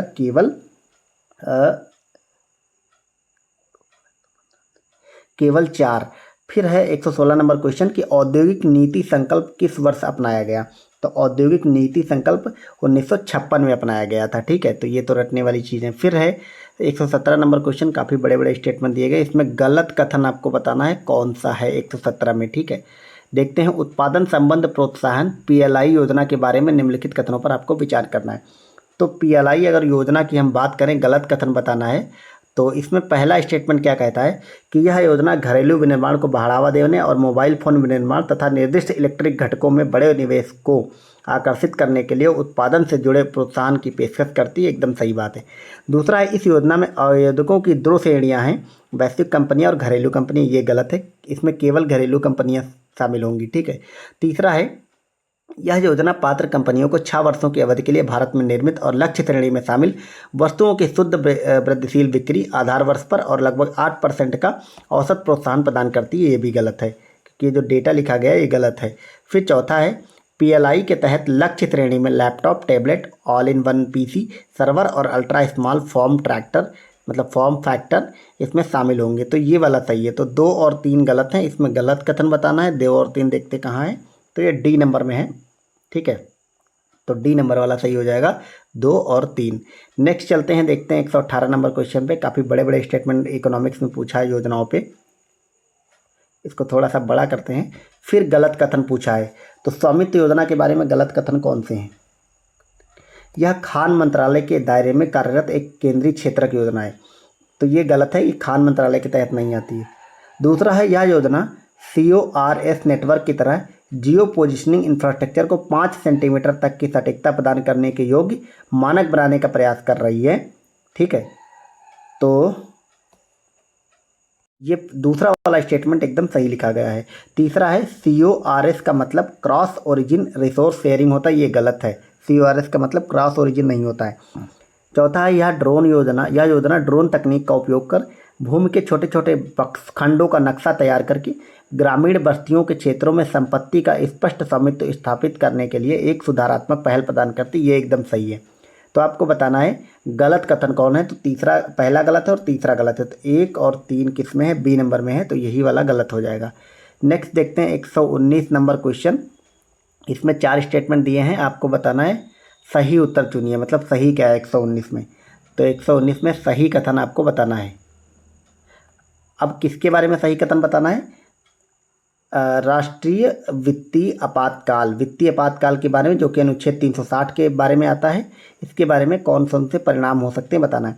पहला है, राष्ट्रपति राज्यों को राज्य मामलों के संबंध में सेवारत सभी या किसी वर्ग के कर्मचारियों के वेतन भत्ते कम करने का आदेश दे सकते हैं। एकदम सही बात है। दूसरा है, राज्य विधानमंडल द्वारा पारित धन विधेयक या अन्य वित्तीय विधेयक को राष्ट्रपति के विचारार्थ आरक्षित करने की आवश्यकता नहीं है। ये गलत है, क्योंकि इसका कहीं से भी अनुच्छेद 360 या वित्तीय आपातकाल से लेना देना नहीं है। ठीक है, तो तीसरा वाला गलत हो जाएगा, दूसरा वाला। फिर कहता है तीसरा स्टेटमेंट कि राष्ट्रपति उच्चतम न्यायालय और उच्च न्यायालयों के जजों के साथ संघ मामलों के संबंध में सेवारत सभी या किसी वर्ग के कर्मचारियों के वेतन और भत्ते कम करने का आदेश दे सकता है। जी हाँ, बिल्कुल सही है। आपको याद रखना है, वित्तीय आपातकाल जब भी लगेगा तो राष्ट्रपति सुप्रीम कोर्ट, हाई कोर्ट के जजों से लेकर के किसी भी कर्मचारियों का वेतन कम किया कर सकता है। ठीक है। फिर चौथा है कि राज्य विधानमंडल द्वारा पारित होने के बाद धन विधेयक या अन्य वित्तीय विधेयक राष्ट्रपति के विचारार्थ आरक्षित रखे जाएंगे। ये सही है। अब तो आपके 1, 3 और 4 सही है, तो पहला वाला सही हो जाएगा, 1, 3 और 4। नेक्स्ट देखते हैं 120 नंबर क्वेश्चन। निम्नलिखित में से कौन से कारक संभावित रूप से भारतीय अर्थव्यवस्था में मुद्रास्फीतिजनक मंदी में योगदान कर सकते हैं? तो भारतीय अर्थव्यवस्था में मुद्रास्फीतिजनक मंदी में योगदान कौन कौन कर सकते हैं? सरकारी खर्च में वृद्धि के कारण, उच्च मुद्रास्फीति के दबाव के कारण, ये भी कर सकते हैं। औद्योगिक उत्पादन में गिरावट और आर्थिक विकास में सुस्ती, ये भी सही है। कुल मांग और घरेलू उपभोक्ता खर्च में कमी, ये भी सही है। घरेलू मुद्रा की वृद्धि के कारण निर्यात और प्रतिस्पर्धात्मकता में कमी, ये भी सही है। तो ये सभी के सभी सही हो जाएंगे। ऑप्शन नंबर डी सही हो जाएगा। इकोनॉमिक्स से काफ़ी लेंदी क्वेश्चन पूछे। क्वेश्चन बहुत टफ नहीं है, लेकिन इतना लेंदी बना दिया बड़ा बड़ा पूछ करके, क्योंकि आपके पास एग्जाम में, मेन एग्जाम में बैठेंगे तो ऐसे क्वेश्चन मिलेंगे, तो मतलब समय की कमी पड़ सकती है। ठीक है। अब देखते हैं 121 नंबर क्वेश्चन। आर्थिक सर्वेक्षण 2023 से क्वेश्चन पूछा है। हालांकि आपको अब इस बार का आर्थिक सर्वेक्षण पढ़ के जाना है। ठीक है, मतलब आपको 2024 वाला आर्थिक सर्वेक्षण पढ़ के जाना है। हालांकि इसमें जो सही जवाब मैं आपको बता दूं, क्योंकि इस बार इसको पढ़ने का मतलब ये क्वेश्चन पढ़ने का कोई औचित्य नहीं है, क्योंकि आपको नया वाला इकोनॉमिक सर्वे पढ़ना है। आप सिर्फ ये देख लीजिए कि इकोनॉमिक सर्वे से कैसे कैसे डेटा, कैसे कैसे क्वेश्चन बनता है। तो इसमें केवल चौथा वाला सही था, डी नंबर सही है, कि कमजोर वैश्विक आर्थिक स्थिति के कारण इसमें कमी आई है। बाकी सभी के सभी जो है वो गलत स्टेटमेंट लिखे गए थे। लेकिन इससे क्या जाहिर होता कि आपको इस साल वाला इकोनॉमिक सर्वे पढ़ के जाना, बिहार का भी और सेंट्रल का भी। ठीक है। फिर 122 नंबर क्वेश्चन है, बिहार के गया जिला की वर्तमान जनसंख्या पूछ ली है। तो बिहार के गया की वर्तमान जनसंख्या, जो 4 ऑप्शन दिए हैं, 4 के चारों ही एग्जैक्टली नहीं लिखी थी, गलत लिखी थी। इसीलिए बीपीएससी ने इन सबको बाद में हटा दिया था, तो ये आप याद रखेंगे। ठीक है। फिर अगला क्वेश्चन है 123 नंबर, कि केंद्र सरकार के गैर योजना व्यय के बारे में निम्नलिखित में से कौन सा कथन सही है? तो गैर योजना व्यय की अगर बात करें तो व्यय ब्याज भुगतान पर होता है, यही वाली बात सही लिखी है। इसके अलावा ये गलत है कि व्यय विज्ञान और प्रौद्योगिकी पर होता है, व्यय कृषि पर होता है। उपयुक्त में से कोई नहीं तो कोई नहीं है। ए नंबर इसमें सही हो जाएगा। पढ़ने में ही पता चल रहा है कि ये नंबर सही होगा। अब हम 124 नंबर क्वेश्चन पे आ गए हैं। वैश्वीकरण और भारत पर इसके प्रभाव के बारे में निम्नलिखित कथनों में से कौन सा सत्य नहीं है?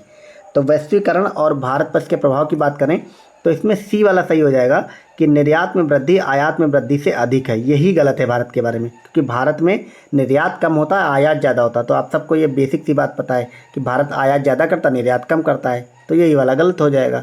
अब 125 नंबर क्वेश्चन है कि संघ सरकार के वित्त में नवीनतम विकास के बारे में निम्नलिखित कथनों पर आपको विचार करना और बताना है कौन सा कथन सही है बताना है।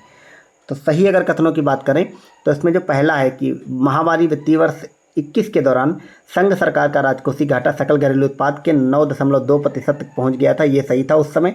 ठीक है, ये डेटा उस समय था। आपको लेटेस्ट बजट और इकोनॉमिक सर्वे का डेटा देखना है।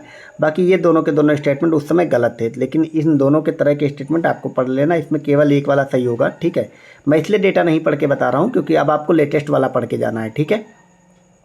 फिर देखते हैं 126 नंबर क्वेश्चन, हिस्ट्री का क्वेश्चन।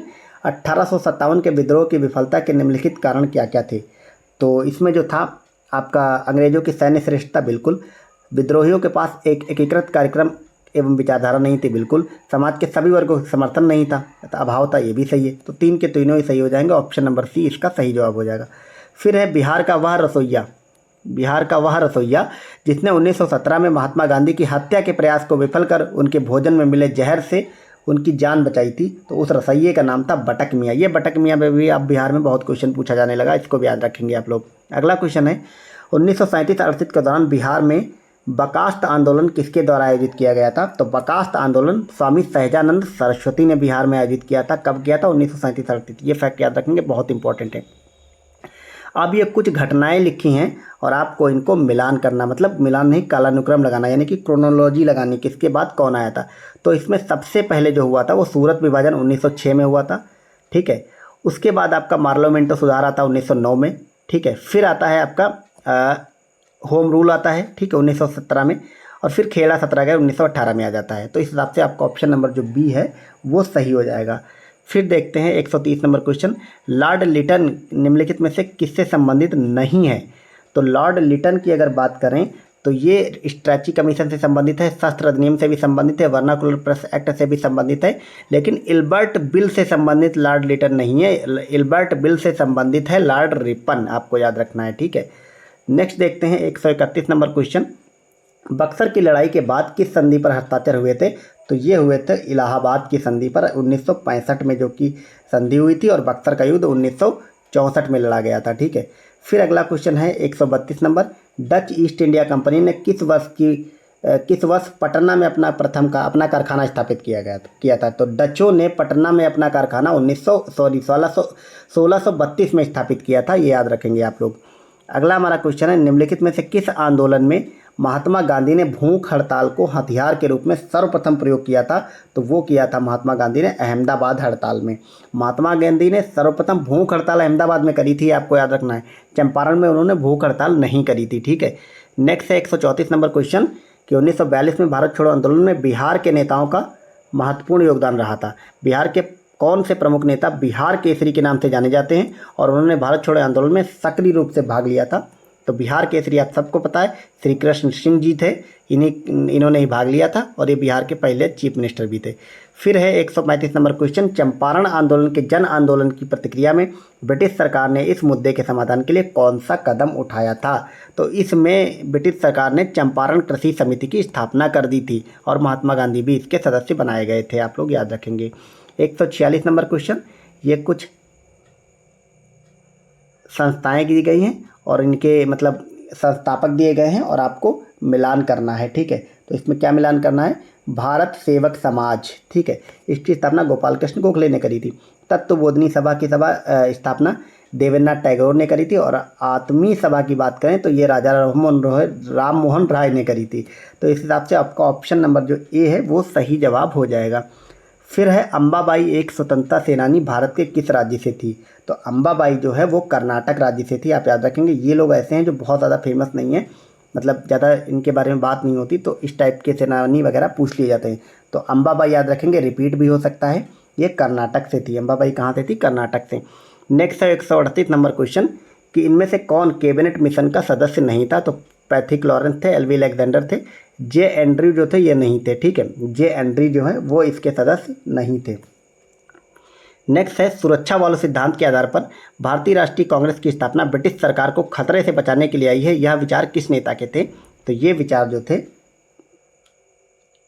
ये लाला लाजपत राय के थे। तो पूछा जाता है कई बार सेफ्टी वॉल्व थ्योरी किसने दी थी? तो लाला लाजपत राय ने दी थी, और इन्होंने कहा था कि कांग्रेस जो है वो अंग्रेजों के लिए एक तरह से सेफ्टी वॉल्व का काम करेगी, ठीक है।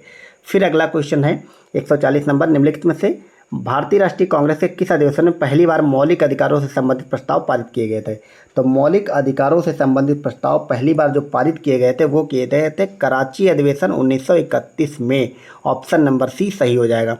तो ये 140 क्वेश्चन जो है मैंने आपको शुरुआत में 15-20 बता दिए, 15-20 नहीं, अब केवल 10 क्वेश्चन पूछे जाते हैं बीपीएससी में मैथ रीजनिंग मिला करके, ठीक है।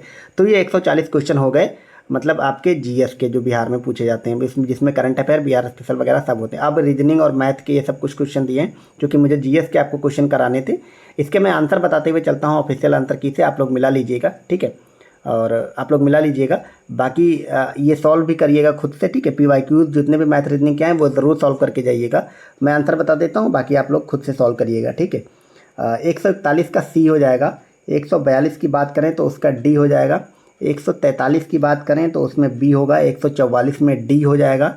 145 में आपका आंसर हो जाएगा B। 146 की अगर बात करें तो इसमें ये जो बॉक्स भरना है, इसमें जो सही जवाब है वो हो जाएगा आपका B77।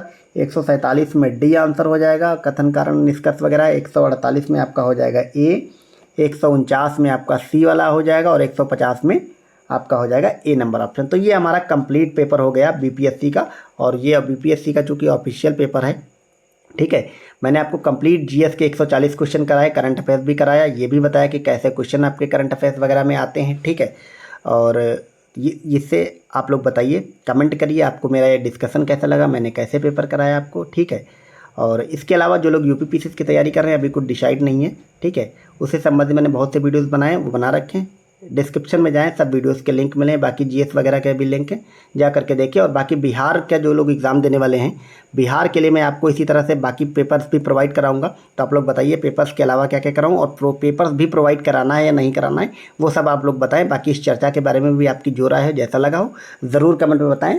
नए लोग चैनल सब्सक्राइब नहीं करें तो ज़रूर कर लें। मिलते हैं नेक्स्ट वीडियो में। Thank you so much for watching. Bye bye.